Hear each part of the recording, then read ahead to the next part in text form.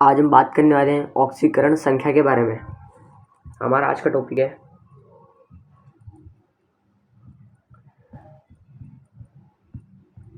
ऑक्सीकरण संख्या, ठीक है ना, जिसे हम इंग्लिश में ऑक्सीडेशन नंबर भी बोलते हैं, ठीक है ना, ऑक्सीडेशन नंबर, ठीक है ना।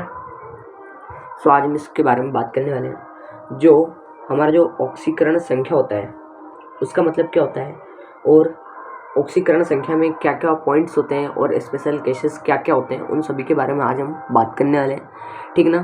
तो जो हमारे ऑक्सीकरण संख्या होती है उसका मतलब किसी अणु में उपस्थित किसी तत्व पर आने वाला आवेश जब उसके सारे आबंध टूट जाए।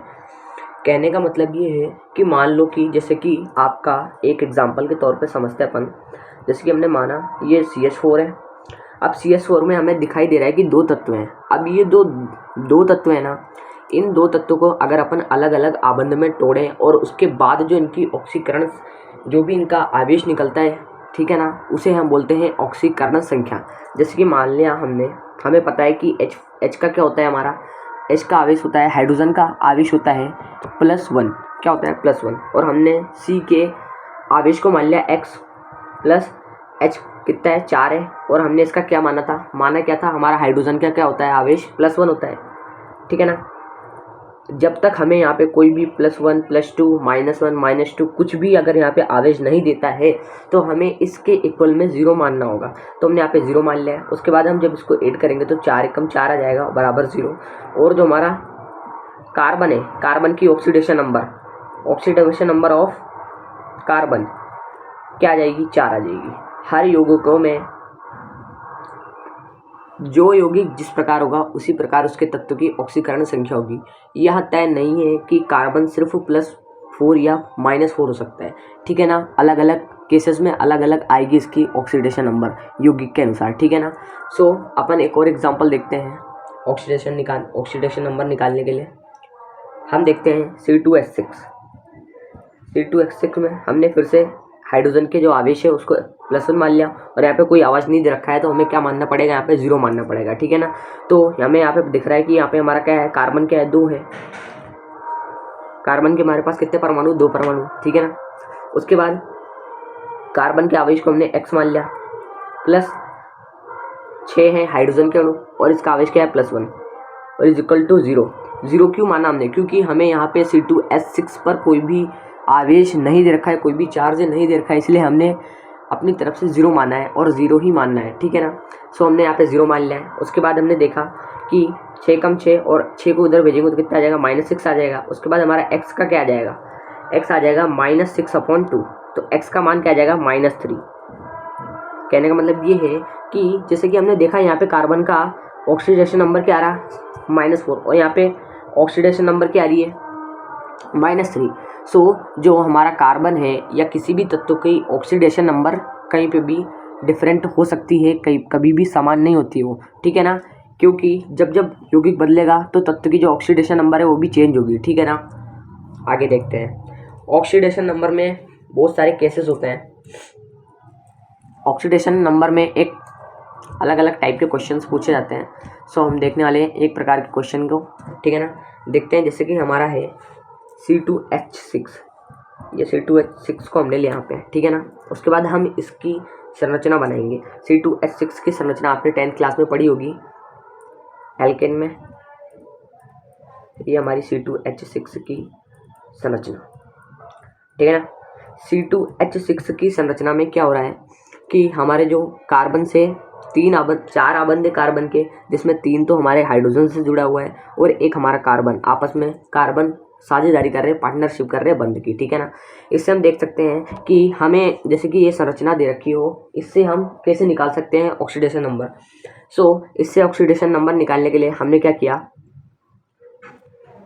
इसको तोड़ेंगे तो क्या होगा, हमारा जो हाइड्रोजन है वो +1 आएगा और ये -1 आएगा।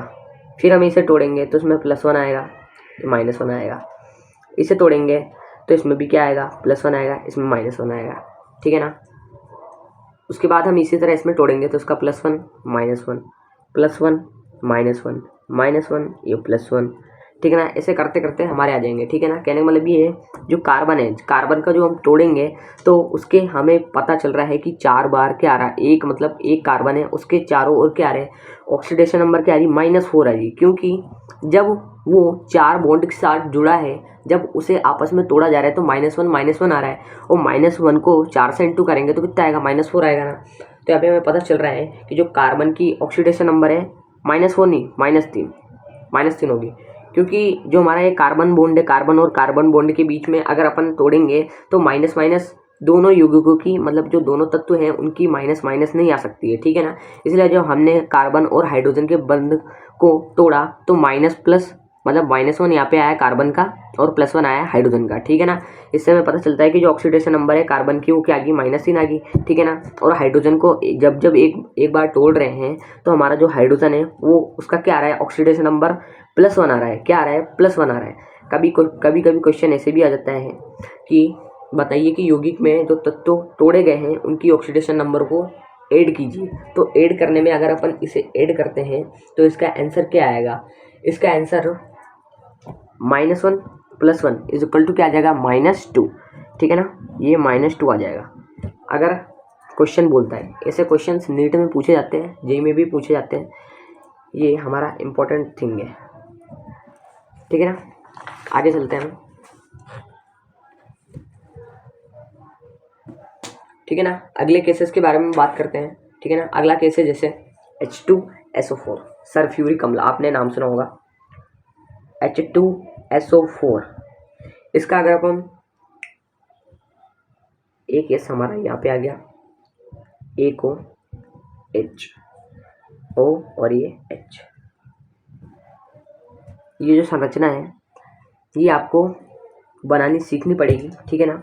ये संरचना मैंने बना दी है, H2SO4 की संरचना होती है, ठीक है ना। अब हम यहाँ पे इसमें क्वेश्चन में बोल रखा है कि जो स्टार वाले हैं ना तत्व, स्टार वाले तत्व और, ठीक है ना, स्टार वाले तत्वों पर आने वाली ऑक्सीकरण संख्या को जोड़कर बताएं। ये हमारा क्वेश्चन है। तो इसमें हमें क्या करना है, जो स्टार वाले तत्व हैं उनके जो ऑक्सीडेशन नंबर है उनको जोड़कर बताना है। सो हम निकालना स्टार्ट करते हैं। जैसे कि हम यहाँ पे देख रहे हैं, इसको तोड़ेंगे तो क्या आएगा हमारा यहाँ पे, +1, ये -1, ठीक है ना। इसको तोड़ेंगे तो क्या आएगा, ये +1 आ जाएगा और ये -1 आएगा, ठीक है ना। उसी प्रकार हम यहाँ पे इसको तोड़ेंगे दोनों बॉन्ड्स को, तो यहाँ पे डबल बॉन्ड है, ध्यान में रखिएगा। जब भी डबल बॉन्ड आएगा तो हमारी ऑक्सीकरण संख्या भी क्या हो जाएगी, डबल हो जाएगी, 2 हो जाएगी। तो -2 आ जाएगा, इसका +2 आ जाएगा। यहाँ पे तोड़ेंगे जब भी +2, सल्फर का +2 आएगा और ऑक्सीजन का -2 आएगा, ठीक है ना। हमने तोड़ लिया यहाँ पे। अब हमें दिख रहा है कि ऑक्सीजन में -1 आ रहा है, यहाँ पे देख सकते हैं आप, ये -1 लिख लिया हमने यहाँ पे, ठीक है ना। उसके बाद ये सल्फर को तोड़ रहे हैं तो 2 और 2 4, प्लस का 4 आ गया, ठीक है ना। उसके बाद हमने इस हाइड्रोजन को तोड़ा तो प्लस का 1 आ गया, तो ठीक है ना। 5 -1, 4 1 5 और -1, ठीक है ना। 5 में से 1 घटाएंगे तो कितना आएगा हमारा, 1 मिनट,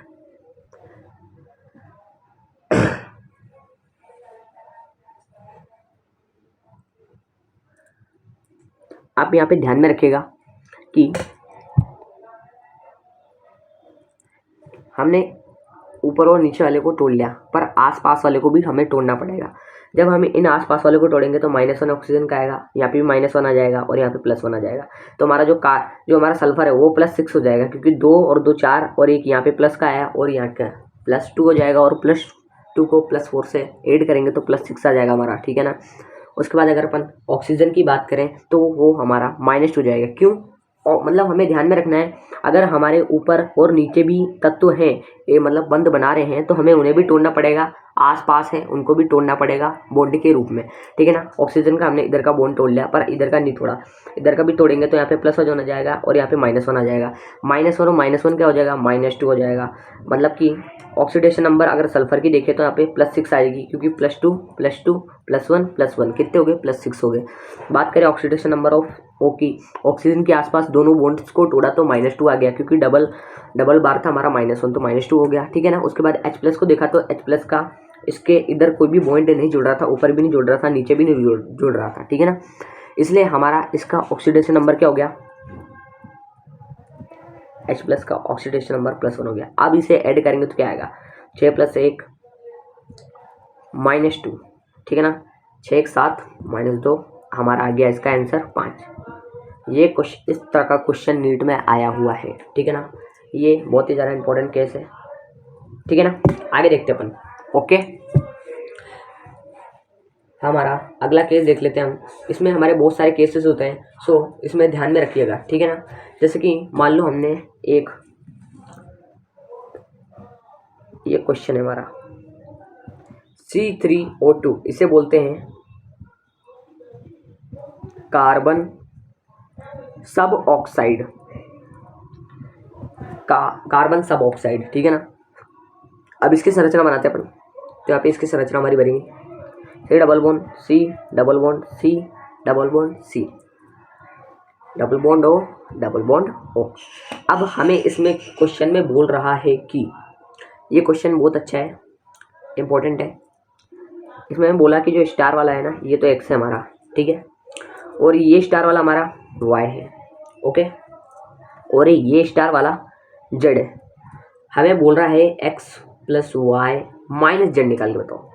आंसर बताना है X + Y - Z। Most important question है, इस तरह का क्वेश्चन कंपटीशन में पूछा जाता है, ठीक है ना। सो इसमें बोल रहा है हमें X + Y - Z का हमें यहाँ पे फाइंड आउट करना है, ठीक है ना। तो हम कैसे निकालेंगे, हमारा वही फॉर्मूला, वही उसी प्रकार का वही तरीका लगेगा। हमने क्या किया, कार्बन के दोनों तरफ तोड़ लिया, इन तरफ इनको, हमारा डबल बॉन्ड दोनों तरफ डबल बॉन्ड से जुड़ रहा है। तो हमारा ऑक्सीजन है -2 हो जाएगा और ये हमारा +2 हो जाएगा, ओके।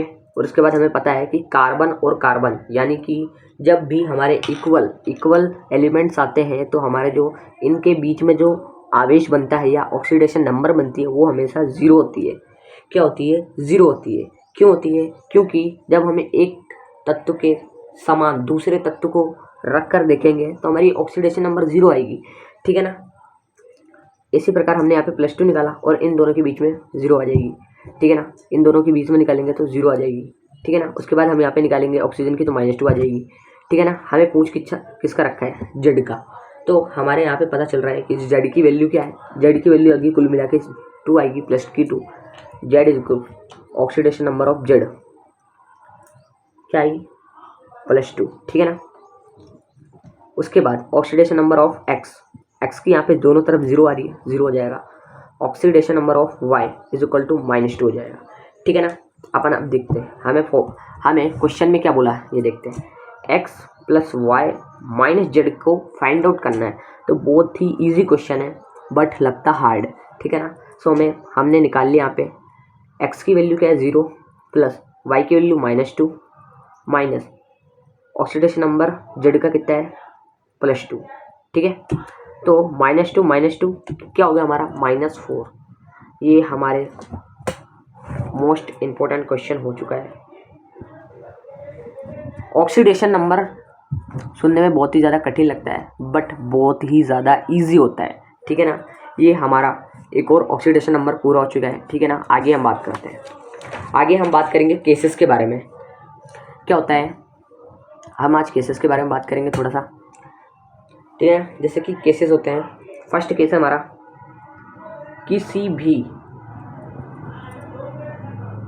किसी भी उदासीन परमाणु या तत्वों पर जो ऑक्सीडेशन नंबर यानी ऑक्सीकरण संख्या होती है वह 0 होती है। कहने का मतलब ये कि जैसे कि कोई उदासीन परमाणु है उस पर ऑक्सीडेशन नंबर क्या होगा, 0 होगा, ठीक है ना। किसी आयन केस में अगर अपन बात करें तो जैसे ऑक्सीडेशन नंबर है विथ साइन के समान होता है। कहने का मतलब ये है कि हमारा, ठीक है ना, कहने का मतलब ये है जैसे कि मान लो हमें दिया गया O-2, सेकंड केस में किसी आयन वाले केस में, जिसमें किसी आयन केस में आयंस दिए हों, क्या आयंस दिए हों, जैसे कि मान लिया हमने O-2 दे रखा है, ठीक है ना। तो यहाँ पे क्या हो जाएगा, जो हमारा ये है ना हमारा आयन या चार्जेस हमारा है ना, वो जो चार्ज है जब चार्ज रखो तो वो हमारा ऑक्सीडेशन नंबर के इक्वल हो जाता है। यानी कि हमारा जो ऑक्सीजन का ऑक्सीडेशन नंबर यानी कि ऑक्सीजन की ऑक्सीकरण संख्या क्या हो जाएगी, -2। सेकंड केस हमारा ये रहा। फर्स्ट केस हमारा ये है कि किसी भी उदासीन परमाणु या तत्व ऑक्सीडेशन नंबर, उसकी जो ऑक्सीडेशन नंबर होती है वो क्या होती है, 0 होती है, 0, ठीक है ना। नेक्स्ट केस है हमारा हाइड्रोजन की ऑक्सीडेशन नंबर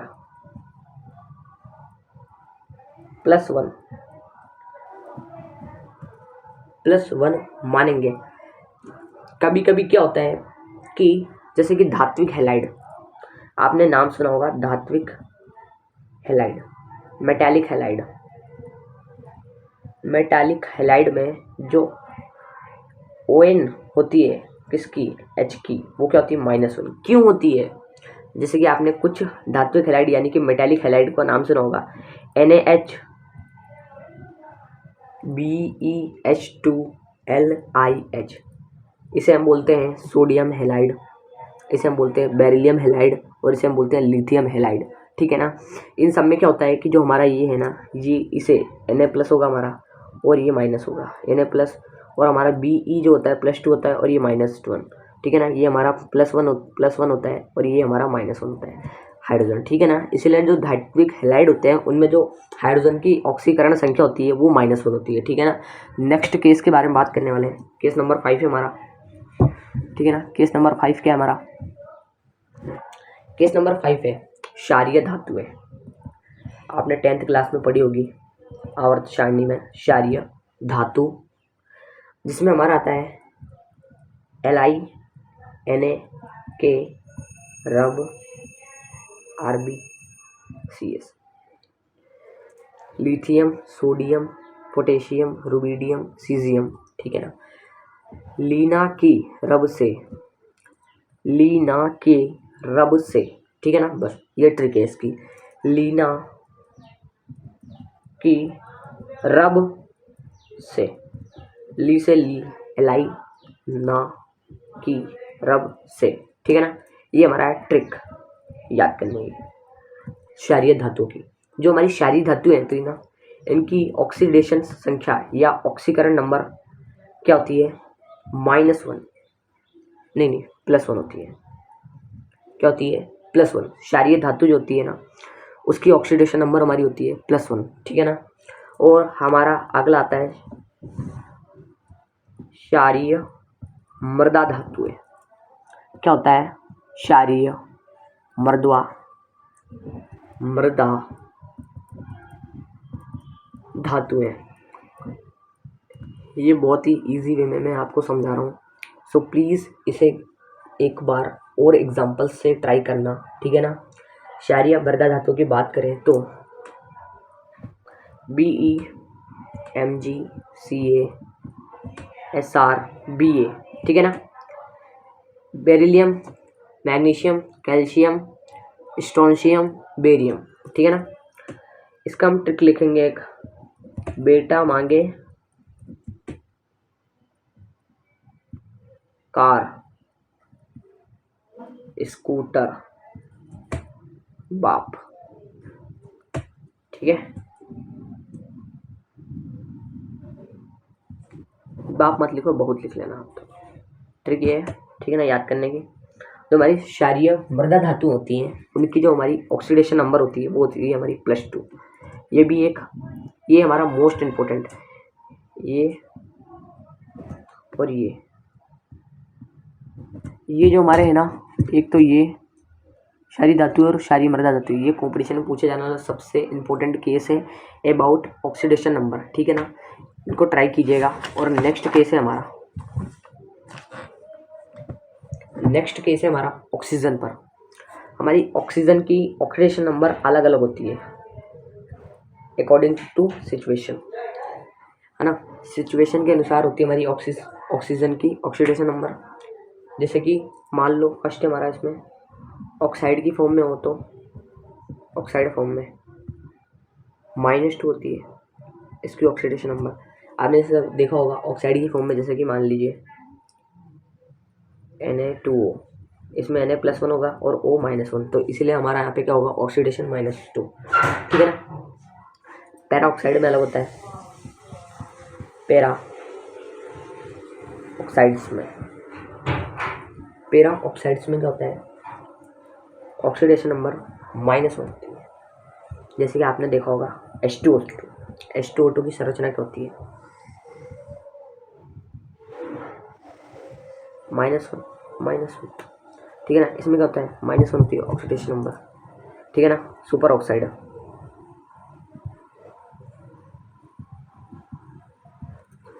ऑक्साइड्स के बारे में, सुपर ऑक्साइड्स में ऑक्सीडेशन नंबर होती है -1/2। जैसे कि मान लो KO2, इसको हम बोलते हैं पोटेशियम